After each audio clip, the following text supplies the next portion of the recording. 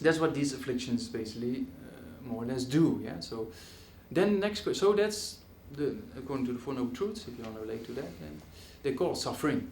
So the first two truths. Then the next question is, like the person who is sick goes to the doctor, is it possible to get rid of those afflictions? Is that possible? And if so, how? Yeah, so then the Buddha taught the truth of cessation. Yeah, it's possible to abandon them. And then next question is how? Yeah, the doctor tells you, yeah, it's possible to get treated. Next question is how? Yeah, so then we give you treatment. So then is it possible? What do you think? Is it possible to eliminate afflictions? Yes. Okay, Yes. that's easy. and how and why? Why? First, why? To be happy. Hmm? To be happy. Yeah, that's the motivation behind it, but not the real reason why they can be eliminated. What do you think? Because they're not permanent. A very good one, yeah. They're impermanent, right? That's one aspect. Anything else? Because we all want peace. Yeah, that's also true.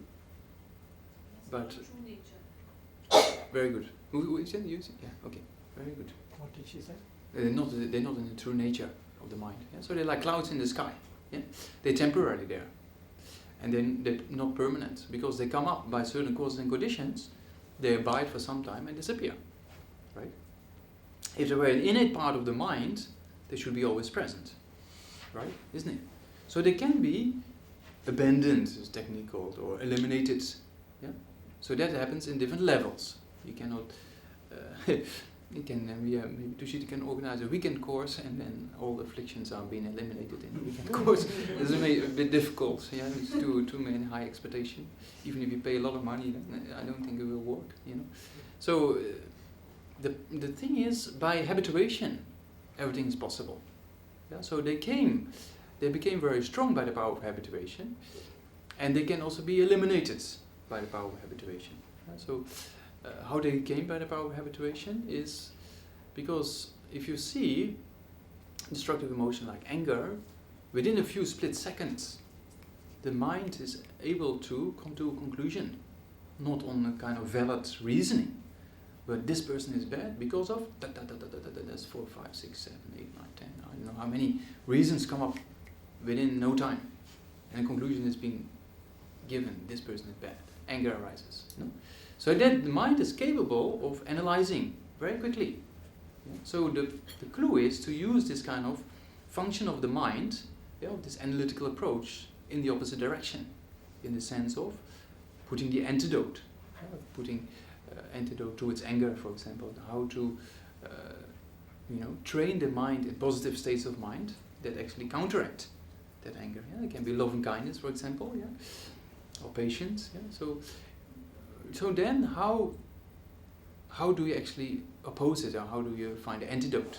Yeah? So a mind, one type of consciousness, can only have one particular object of apprehension, as it technically is called. Yeah? So you cannot say, I like this blue clock, and I don't like it. They cannot, and we cannot have that mindset in one single moment of mind, right? Isn't it? Yeah, I like or dislike it. Yeah, or in between, we don't think about it at all. But you can only one particular type of consciousness can apprehend or hold a particular object in a certain way. Yeah. Neurotic people can hold that kind of a thing. Yeah, but then that's two minds most of the time. Yeah. Like, oh, I like this. Oh, I don't like this. That's actually two different minds, right? So at one particular single second or whatsoever, there's only one possibility there, to see an object in a particular way. So that being the case, with anger, for example, has kind of aversion, or sometimes even to the extent of wishing to harm the object or the situation. Even I remember when I was young, I was very uptight, repairing the cycle, and then didn't turn going and get angry. So that kind of state of mind, can be opposed. Yeah, there's a wish to harm or wish to act in a negative way. Yeah, so if you have with love and kindness and compassion a wish to help a person, is exactly the opposite of wishing to harm a person, right? Yeah, so the more you habituate your mind to wanting to help a person, yeah, then that anger loses its potential. Yeah, or if you practice on patience and you see the benefits of the mind of patience and the faults or the mind of anger, yeah, it's like a skill, right? And then the habituation becomes more and more stronger to patience, while anger loses its potential. Yeah? So that's possible, yeah? Because the blue sky is still there, and you can eliminate, as we said, they're not in the true nature. Yeah? And anger, as we saw, and all the other afflictions, they're not in accordance with reality. They see only the object in a particular way. Yeah? So, and it's possible also from a point of experience. You can see people change. You know. For example, one of my friends in the Netherlands, we started in '93, same course. He's just a normal family, family life, and he just tried to practice the best way he can, you know, in these kind of simple, basic things. And even Holland is very sophisticated when it comes to roads, and but still there's a lot of traffic jams. And so he used to stay in traffic jam at least 45 minutes every day, going and coming back. And so he used to get so uptight. He'd only behind the steering wheel, and then another person comes in front. Well, normally you have that kind of, sequence. Everybody wait for each other and go together. Kind of thing. So he got so uptight and scolding, and in his car, and holding the steering wheel. But actually, the person in the other car doesn't even hear him. So there's no point of even wanting to harm, but you cannot harm. So it's like very interesting. So then, after a few years of practice and thinking about these things, then actually he realized. Now he just laughs about it. The situation is the same. So how you look at the situation, you can give yourself either suffering or just deal with the situation. And it's one of Shantideva's. Shantideva, when Bodhisattva Charitra. He has a very logical kind of interesting thing. He says that if you have a problem and you can solve it, then don't worry. Just use the method and solve it. If you have a problem and to certain conditions there's no method to solve it, then also why worry? There's no way to solve it anyway. So it's a very easy, very logical thing. Sometimes difficult to put into practice, but it's reality. It's very amazing. So with reflection, same thing. Yeah, it's possible to eliminate them. Yeah, so there are methods to do that. Yeah, so applying the antidotes as we just talked about, and then if that's possible, then there's definitely more happiness and more satisfaction in life, better health. Yeah, also very interesting in many researches, even with anger. It's like just recently also in the Scientific American was the healthcare. I mean, there's like these days because the social media is very very popular, so scientists can get easily very cheap data from Twitter and those kind of things. Otherwise they don't have to interview people, and it's like very expensive to do research with a lot of subjects. So they did a research between how people use their language in Twitter, or how they ventilate their anger in Twitter, and look at the health records. Very interesting. Very interesting. So then they saw that people who have more harsh language and verbal abuse, and ventilate their anger by Twitter, there's a much more significant difference in people more prone to have heart disease. Very interesting research. Cardiac problems, even death caused by heart attacks, etc. Related with the ventilation of anger in Twitter. Very interesting research. Yeah, so it's done many research in the West. So then, if you subdue your mind, then I said there's peace. Yeah, so the mind uses kind of energy to function. Yeah, so in that way, if the mind is at peace, also the body becomes more relaxed. And so that's definitely a given. By these kind of meditations, you get a kind of relaxation you cannot get out of deep sleep. Yeah, that's also been proven by many scientific researchers. And then another interesting thing is, can we change? Yeah? So we saw, right? It's not ultimate nature, it's momentary changing. So the next question is, okay, they can be abandoned, right? The afflictions, but how? And is it possible? And how long it's going to take? That's another question, right? Yeah. So it's possible to change. Why is it possible to change? Because by the power of habituation, if you do it in a correct way, the mind is limitless. Yeah, And by the power of habituation of the mind, the body and even the brain changes. Yeah, there's many researchers with people, doing meditations only for 2 weeks, for example, and change in the brain, send them before to an MRI scan and after, and different aspects of the brain, relation with what kind of meditations they did, how they react. Very interesting findings. Yeah. So I don't have to go on all the details of those researches, but very interesting results of people who do mindfulness meditation, who do compassion meditation, and kind of a control group. Yeah, we just do things about health, etc., etc., and then send them to an MRI scan before the course and after, and then they saw significant differences. Very interesting. Another thing, habituation. a very good example of the power of habituation and the power of mental force, so to say. So Jeffrey Schwartz, he is one of the world leading persons in ODC, the OCD, obsessive compulsive disorder. He's a world leader person who uses mindfulness meditation to treat the patients with this obsessive compulsive disorder. Yeah. So if you have this OCD, then the brain tells you have to wash your hands. Or if you just outside and you touch something, or you have to count all the tins in the shop, or there's a very urge from the brain that actually causes the patient to do that without control. So he uses initially there's a lot of research regarding medication, and most of the medication he said didn't work. So then he did this kind of mindfulness meditation, and a very interesting case which is very convincing that we can change the mind in two different ways. Yeah, we can. So there's one famous actor, Leonardo DiCaprio. Yeah, he played a role. I didn't see the movie, but Titanic. no, not Titanic. Titanic I've seen when I was very young. Gatsby. It is Departed. the one he played the OCD patient. I've seen Yeah. So very interesting, because he didn't have this OCD problem, right? So then he had to act for a few months as an actor, but being a patient with OCD. After the filming was done, he had an OCD problem. Very interesting. He got OCD, and then Jeffrey Schwartz treated him. Very interesting. So you see, with the power of habituation, of acting in that way, mentally and physically, the brain structure changed. And then after that, he had his OCD problem.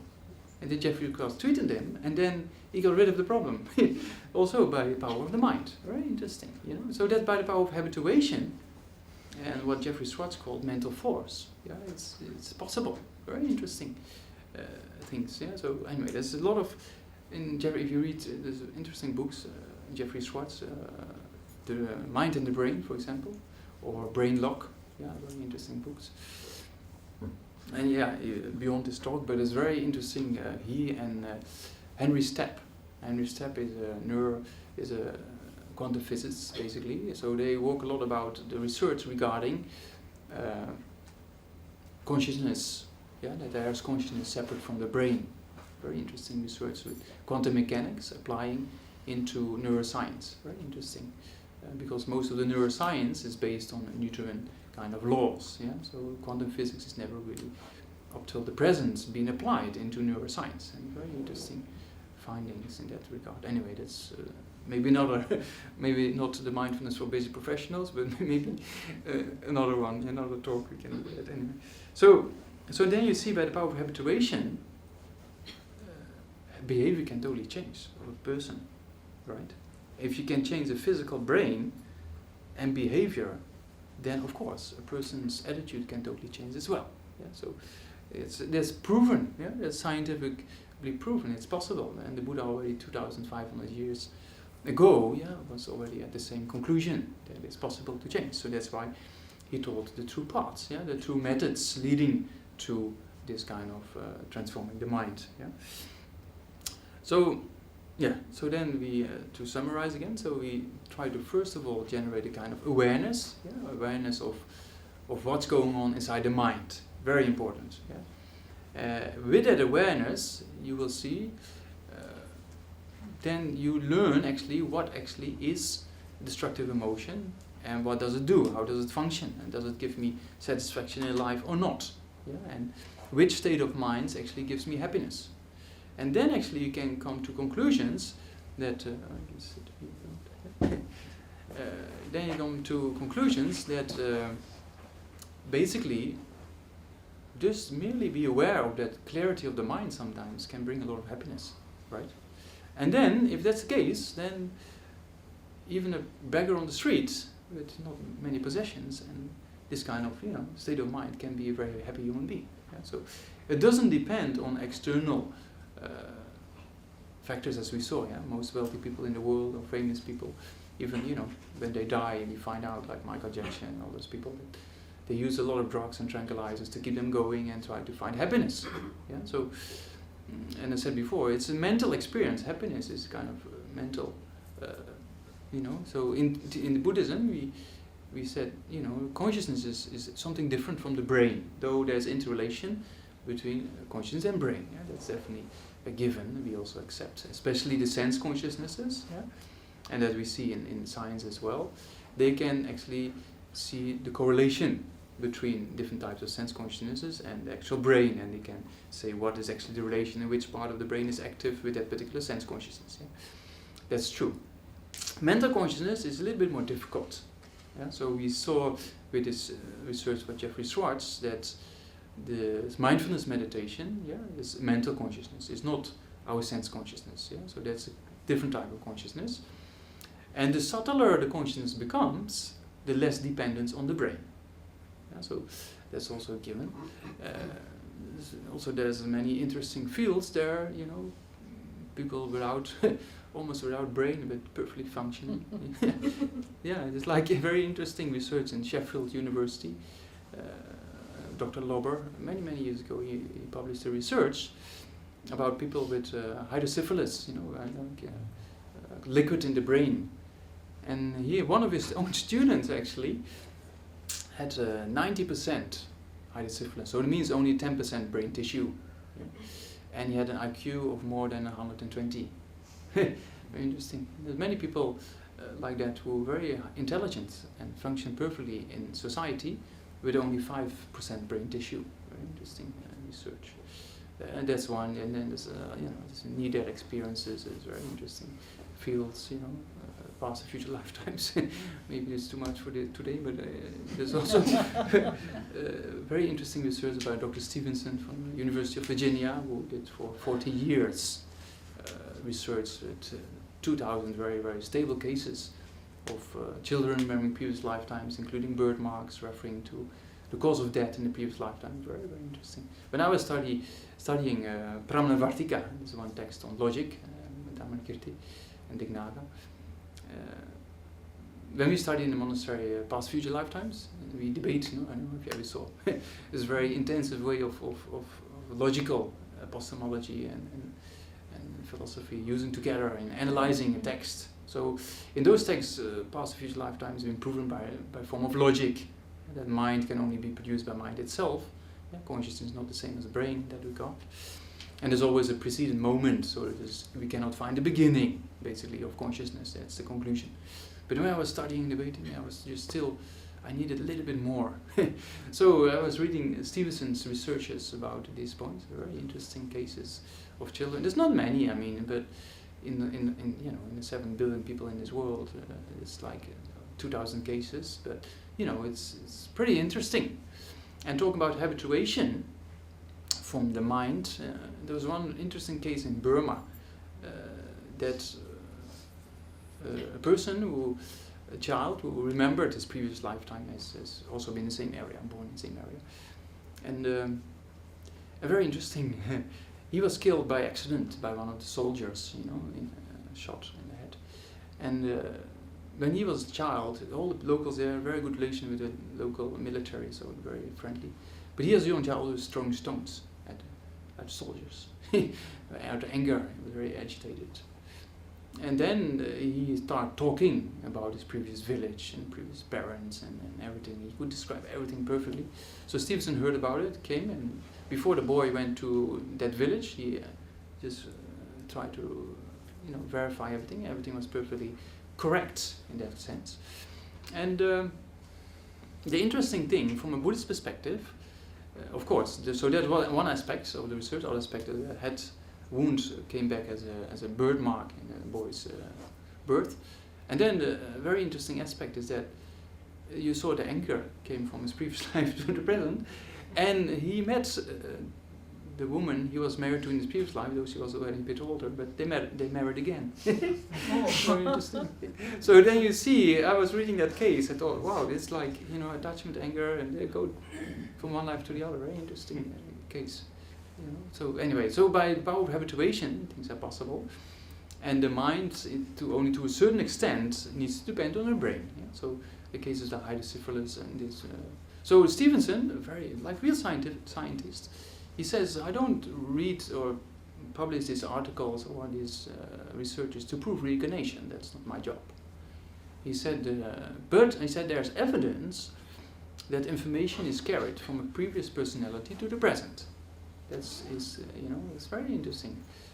One aspect. Another aspect of mind-brain relationships is a near-death experience. Maybe you heard about people who almost die in cardiac arrest, and then the consciousness leaves the body, and then the person is being considered dead. And then they see what's happening in the operation theater and everything. So there was one case of a blind-born lady who had an accident and came to the hospital. And then this cardiac arrest, and then she was clinically dead, but she came back to life. Yeah, and in those, because after like 10, 20 seconds, minutes, the brain, when the brain doesn't get oxygen anymore, then basically that's it. So actually, then she saw there was one doctor who did a very strange kind of exercise before he's starting the operation, and he was actually flipping his arms and putting his gloves on, in a particular way, not to get things dirty, So then he had a very special method to do that probably. Then when she came back to life, she asked the doctor why he did that. And then the doctor said, how do you know? You're born blind, and how can you know? Something like that. So he was very surprised. But according to a lot of researches by one EDA, there's Pim van Lommen, one of the Dutch actually. He is world leading, I think, with near-death experience. There's also one from Canada. But anyway, so the conclusion is that more than 90% of the near-death experiences that is verified is correct. So we had a conference in Bangalore, in Niemans, the National Institute for Mental Health and Neuroscience. And we had also a conference, and there was a few neuroscientists, and most of them neuroscientists, they say, because of the lack of oxygen, people see things. That's the hardcore neuroscience response to this kind of evidence, basically. But actually, more than 90% of the cases is verified and seems to be accurate. So very interesting. Anyway, that's just for you some material to think about. Anyway, so then we go back to mindfulness, because we actually talk about that because the capacity of the mind that we're talking about, that the mind is capable of changing physical aspect of the body, like changing the brain, as we saw, and that's mainstream, basically almost kind of becoming mainstream neuroscience. That people, they do a kind of training. They don't know if it's consciousness or brain, or if it's consciousness and brain, what triggers what. Yeah, that's still a question. But they send them through an MRI scan. While the MRI scan is still quite it looks very sophisticated, but it doesn't do that much. But at least that's what we can do at the moment. Yeah? So it's very interesting. We see different states of mind even can be seen to a certain extent. It's quite, so that's evidence there. So we can change the mind. That's change the mind and change the brain. Yeah. So that's the main thing. What we want to first of all talk about, because we have to know the possibility. Yeah. So by the power of habituation is possible. So then, how do we do that? That's our main question. Yeah? So first of all, we have to have this awareness. Yeah, mindfulness awareness. So we're gonna do that now, maybe.